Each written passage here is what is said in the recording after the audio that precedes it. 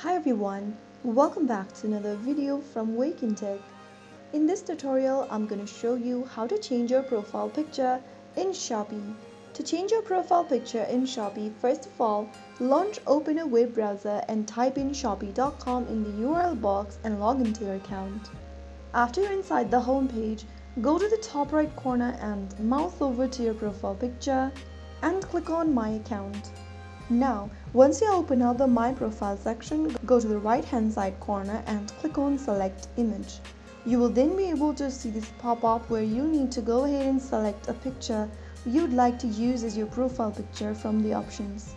Double click on your photo and you will see a profile image uploaded. Click Save and your profile picture has now been updated.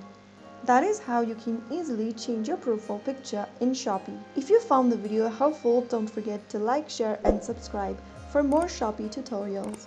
I will see you in the next video. Stay tuned till then.